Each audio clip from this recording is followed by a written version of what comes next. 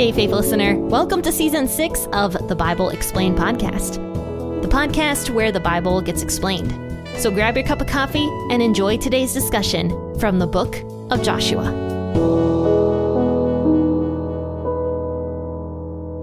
Happy Friday, friends and faithful listeners, and welcome back to the Bible Explained podcast.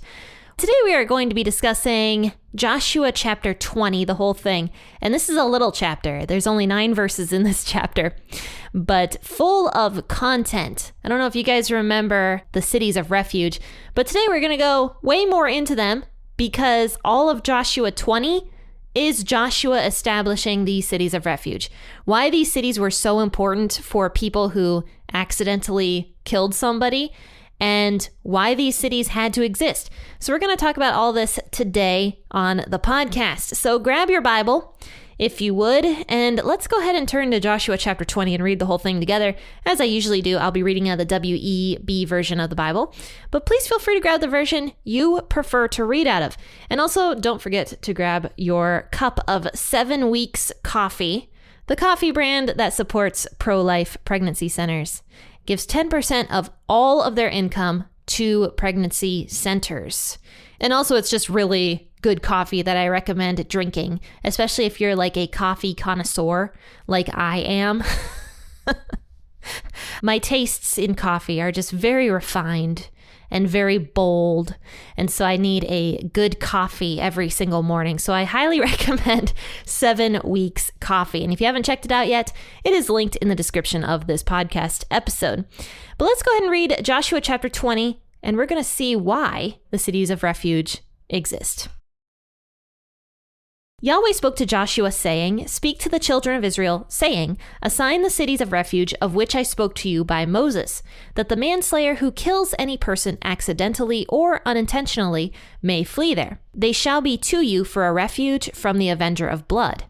He shall flee to one of those cities and shall stand at the entrance of the gate of the city and declare his case in the ears of the elders of that city. They shall take him into the city with them and give him a place, that he may live among them. If the Avenger of blood pursues him, then they shall not deliver up the manslayer into his hand, because he struck his neighbor unintentionally and didn't hate him before.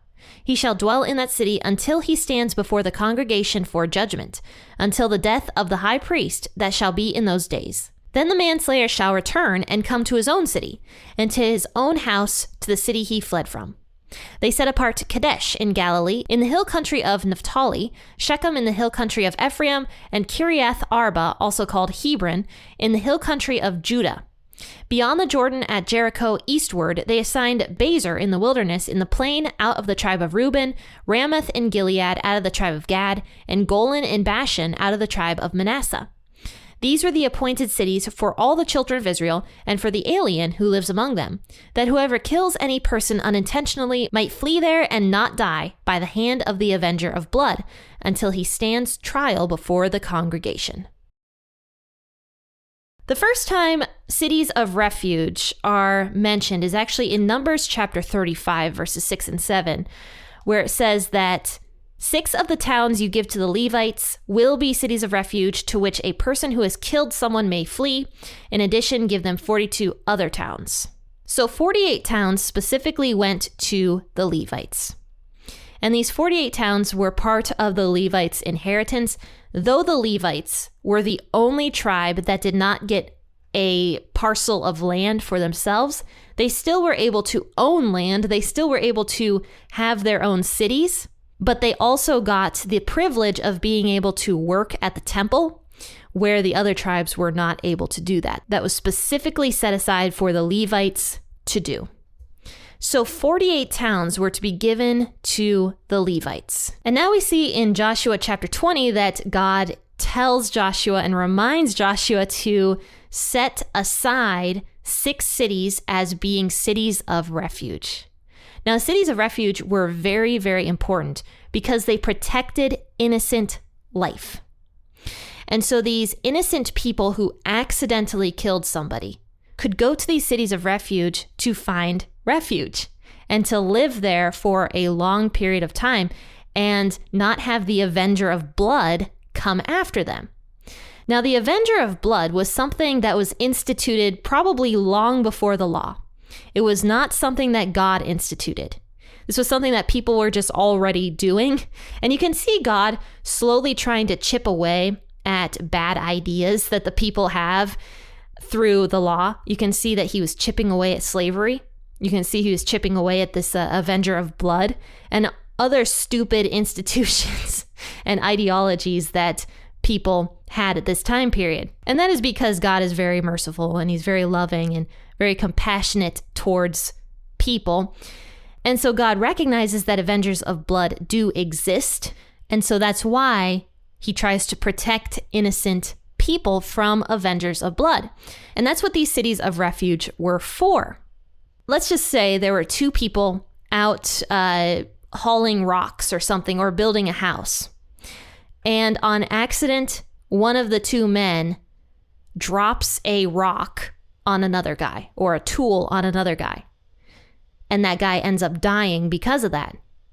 That means that the person who accidentally killed that person was a manslayer. He was not a murderer because he didn't purposefully go out to kill that guy. He didn't hate him beforehand. They were just working together and an accident ended up happening. However, that guy who ended up dying, his brother or somebody close to him could become the Avenger of Blood, which means that the Avenger of Blood would go out and find the person who killed the guy and kill him. And it didn't matter whether or not that man was innocent and it was an accident. The Avenger of Blood would still go do it. It was a very common practice back in these days. So God is putting this rule into place that manslayers could go and find refuge in these 6 cities. However, these cities were for manslayers only. Murderers were not allowed there. And if it found out that that person was in fact a murderer, like purposefully wanted to kill somebody, that murderer would be put to death. And actually the Avenger of Blood at that point could actually kill the guy if he was in fact a true murderer. But manslayers were different. They were innocent. And so they could go to these 6 different cities. Now these cities had to be Levite cities. Why were they Levite cities? Well, firstly, you remember that the Levites were not able to receive land. They weren't allowed to have like a chunk of land for themselves. And that's because the Levites were a set apart tribe, a holy tribe. Just as we talked about the other tribes the other day, and how Simeon was a cursed tribe and the entire tribe of Simeon basically just like integrated into the tribe of Judah. Levi actually had the same curse, but God turned it into a blessing for the Levites and also for all the people of Israel. The Levites would spread out into every single area of Israel and teach people the right way to do things. And since there were 6 cities of refuge spread all across Israel, one of them would probably be close enough that the manslayer could flee there pretty quickly. And by the way, it wasn't just for Israelites to be able to flee there. Any person could flee there. Any person from anywhere could go to one of these cities of refuge if they were manslayers and live there and prosper there. Well, you also might be asking, Jen, these cities were Levite cities, and so the Levites didn't get a lot to begin with. So why would God have the Levite cities become the cities of refuge? Why wouldn't God have other tribes divvy up their cities to give away as cities of refuge? Now, personally, I think it's because the Levites were held to a different standard than the rest of Israel. Like I said earlier, God turned the curse Levi had on them into a blessing. Levi was actually similarly cursed like Simeon, where Simeon was like engulfed into Judah. Levi was also supposed to be scattered, just like Simeon was. But they got scattered throughout all of Israel to literally bless Israel with God's law and interpreting God's law for the people and helping the people. So the Levite cities were held to a higher standard, and the Levites would be able to accurately judge if somebody was a manslayer or a murderer. Here's actually what it says. The manslayer shall flee to one of these cities, and he shall stand at the entrance of the city gate and declare his case in the ears of the elder of that city, or the elders of that city. They shall take him into the city with them and give him a place that he may live among them.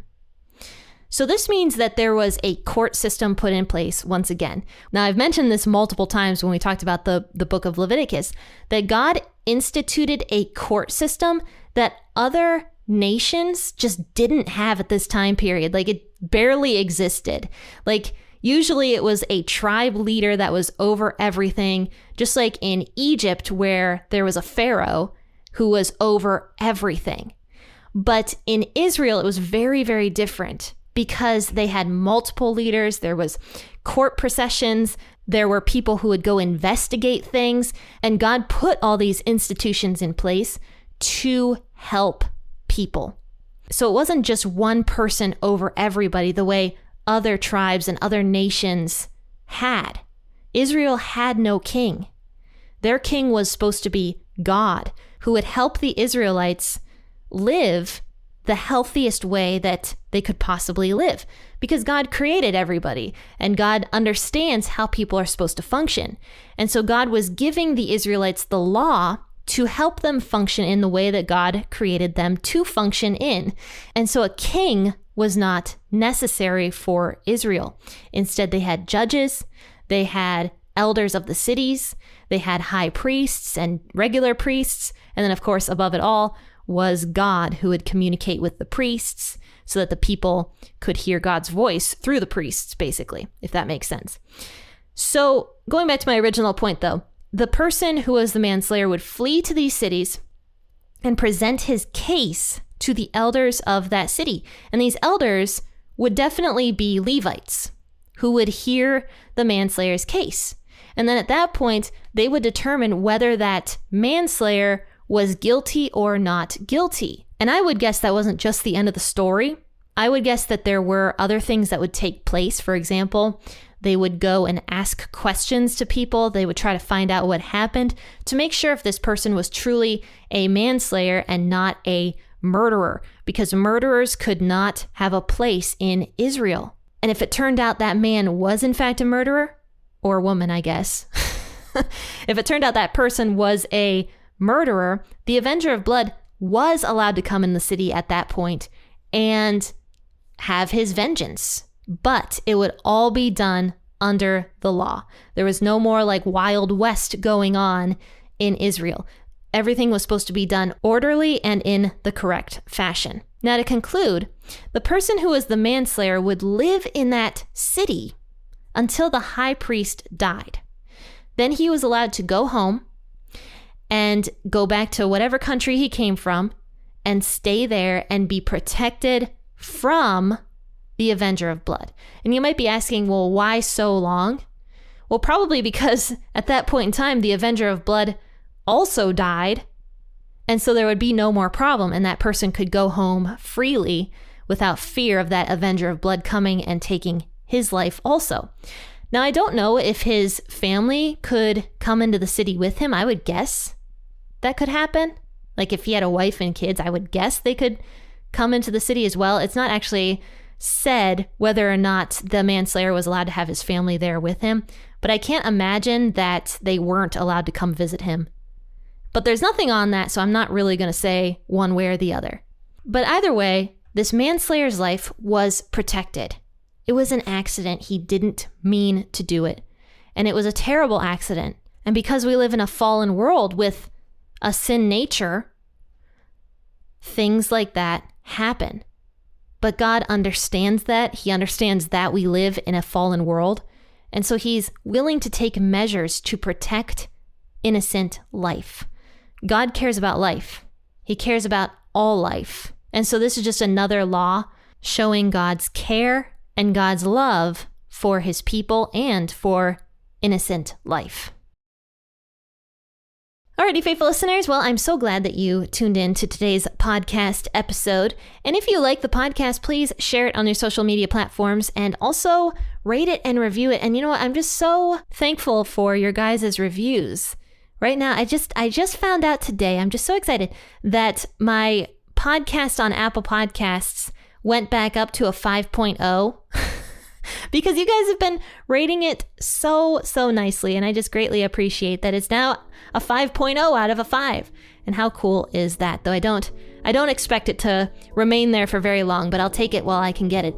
Okay, so Court129 on Apple Podcasts has to say, I listen every morning and I'm learning so much. Thank you. I'm on season 1 and loving it. Well, let me just tell you, Court, if you can get past my sultry voice I was doing because I was so uncomfortable in front of the microphone, you can get through anything. So I'm just kidding. I have the content from season 1 on there, and it's still biblical, and so I'm going to leave it up because it was a growth process. And thank you guys for enjoying season 1 and 2 of the podcast when I was still really learning and really trying to build something. So I greatly appreciate everybody who stuck with me from the beginning. Appreciate you guys.